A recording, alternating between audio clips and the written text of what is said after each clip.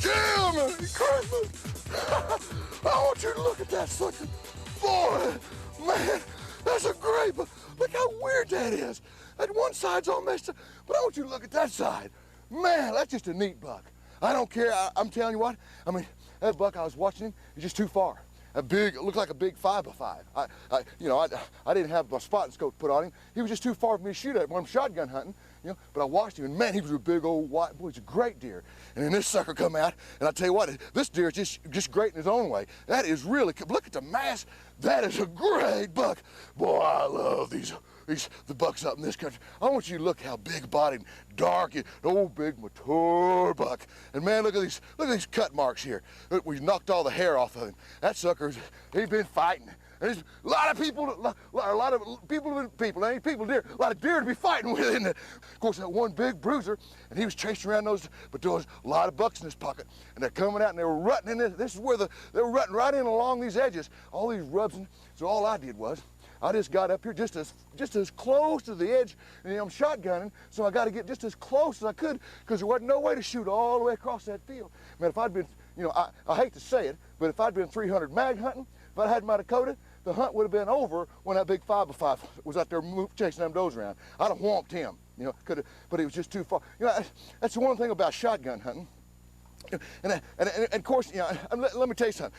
I'm too excited right now to talk about hunter ethics here, but I'm going to just mention it to you. You know, when you shotgun hunt, the key there is you got to know your limits. You know, you got to know. I know my shotgun. You know, just like I know my 300 or I know my 7mm .08. I know my rifles when I'm shooting them. And when you shotgun hunting, you got to know your limits. And if it's 300 yards, that's just a little bit too far. You know, if you're at least for me, when I'm shotgun hunting, you know, I know where my gun is hitting at 100 yards, and I know where my gun is hitting at 150 yards. And after that, you know, you're kind of pushing it a little bit. You're pushing it a lot, okay? And this buck, when he stepped out, I knew where he was at, about 120 yards. That's just about where he was at. You know, you say, well, how do you learn that? Well, I stepped it off. But when I set my stumper up here at the edge of this field to get out just as close as I could, and it was this old marshy swamp here, you know, it's kind of wet and nasty in there, but I wanted to get this is the farthest point out here into this field. And so just, instead of getting in my tree stand, I decided to go ahead and just stay on the ground, get my stumper out, and that'd give me just a few extra yards, because when you're shotgun hunting, you need that extra little, you know, when you're rifle hunting, it doesn't make a difference. When you're hunting with a shotgun, you're out here in the east, and you got to use a shotgun, you know, you want to get as much advantage, and so that gave me just a few extra, and those few extra yards, and I stepped it off, and I kind of knew, and plus, you know, I just practiced. I know how far it is. I can just look, that tree's 70 yards, that tree's 100 yards, and I knew this buck, that set of trees right there, this buck was about 120 yards. So I knew where to hold my gun, and when he come out, there wasn't much hesitation, was there? He come out, I said, boy, just look, you could just tell by looking at him versus those other bucks. When this sucker come out, just big old buck. And I'll tell you what, it's too bad that we didn't get sick. Actually, it's not too bad, but you know, if this buck would have come on out, he and that maybe had a confrontation with that big 5x5, you know, I don't know that this buck would have whipped him. Well, that 5x5 was wider, and look, you know, yeah, but look how big and thick body. This is a big, old, mature buck, you know, and he's kind of the bull of the woods around here. And I tell when he come out, just his walk, the gait, how he carried himself, that this was big granddaddy, you know. And so when that happens, you know, I didn't even take a whole lot of time. If you want to know the truth, I didn't even notice that this side was you know, kind of different. You know, I don't want to say messed up. Man, that's neat, but it was different. I just knew that this mature buck, buddy, it's time to get ready and it's time to make a shot, because he's within range. I knew my range on my shotgun, and he's within range. And buddy, when I pulled that trigger, what did he do? He got acquainted with the ground. That's what you're after, boy. When I pull the trigger, I want him to go, hello, ground, boom, and I want him down. I want him staying there. And when you know your range and know your gun, and you have, I'm feeling pretty good, you know. And there's little bucks, oh, pretty. And then I saw that big 5x5, and I went, oh. Start getting, people say, well, how often do you start getting nervous when you, I say every time.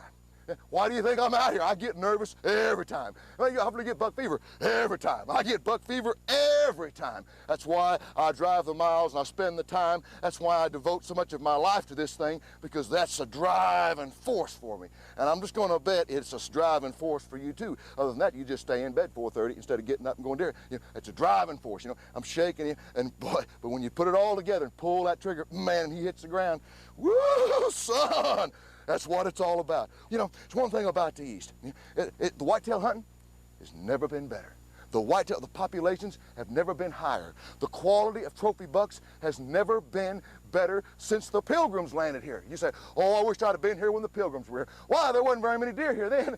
Because the game management's going on all around the country, and because of sportsmen's money going in, but everybody working together, the whitetail hunting is the, look at that mass. I can't hardly reach around that. The whitetail hunting has never been better. And for the dedicated sportsman willing to go out there and spend the time necessary and put it all, you can have some of the greatest experiences that there is for anyone that has ever been a sportsman from the beginning of time. Even old John Smith out there, the boom, shooting the turkeys, whatever, we're back in 1600s.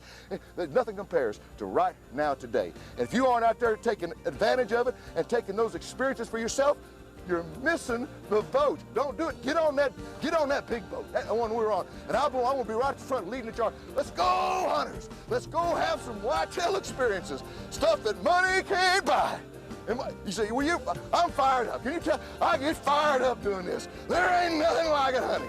I'm calling my wife tonight and saying, baby, your husband got another good one on the ground. I'm staying gone another week because I got some more hunting to do. I had a pretty good day. There ain't nothing like this whitetail hunting in the East. Get out there and get your share of memories, buddy. This is the best time ever.